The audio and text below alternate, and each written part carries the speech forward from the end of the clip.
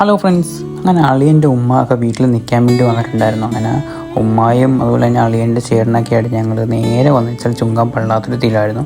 ഇവിടുത്തെ നമ്മുടെ സജീമിക്കയുടെ കടയിൽ സ്പെഷ്യലായിട്ടുള്ള പഴംപൊരിയും ബീഫും വാങ്ങിച്ചു കൊടുക്കാൻ വേണ്ടിയാണ് നമ്മളിവിടെ വന്നിട്ടുള്ളത്.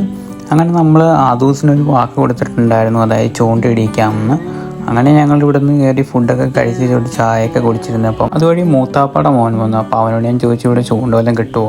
അങ്ങനെ തൊട്ടടുത്തൊരു ചെറിയൊരു മാടക്കടയുണ്ട്, അവിടെ 50 രൂപയ്ക്ക് ചൂണ്ടകളെല്ലാം കെട്ടി വെച്ചിട്ടുണ്ട്. അങ്ങനെ അവിടെ നിന്നൊരു ചൂണ്ടയും അവൻ തന്നെ വാങ്ങിച്ചു തന്നു ആദൂസിന് വേണ്ടി. അങ്ങനെ ഞങ്ങൾ നേരെ വന്നത് പള്ളാത്തുരുത്തി ഔട്ട് പോസ്റ്റിന് മുന്നിലായിട്ടാണ്. പണ്ട് ഇവിടെ പാലം വരുന്നതിന് മുമ്പൊക്കെ ഞങ്ങൾ വന്ന് കുളിച്ചുകൊണ്ടിരിക്കുന്ന കടവായിരുന്നു ഇതൊക്കെ എന്ന് പറയുന്നത്. അങ്ങനെ എല്ലാവരും മാറി മാറി അങ്ങനെ ചൂണ്ടയൊക്കെ ഇടാൻ തുടങ്ങി. അതെല്ലാം കഴിഞ്ഞപ്പോഴാണ് നെജിലാടെ ഒരു കൂട്ടുകാരുടെ വീട് ഇവിടെ അടുത്തുള്ളത്. അങ്ങനെ ഞങ്ങൾ രണ്ടുപേരും നേരെ നടന്ന് അങ്ങോട്ടേക്ക് പോയി. ആറിഞ്ഞ സൈഡിൽ കൊണ്ടാണ് നടന്ന് പോയിട്ടുണ്ടായിരുന്നത്. ഞങ്ങൾ പോയ സമയം എന്ന് പറഞ്ഞത് മഴയൊക്കെ വന്ന് വെള്ളം കൂടി നിൽക്കുന്ന സമയമായിരുന്നു. അങ്ങനെ നേരെ പോയി ഫ്രണ്ടിൻ്റെ വീട്ടിൽ ചെന്നു. അമ്മയൊക്കെ കണ്ട് തിരിച്ച് ഞങ്ങൾ കാഴ്ചകളൊക്കെ കണ്ട് നേരെ തിരിച്ച് വീട്ടിലേക്ക് വന്നു.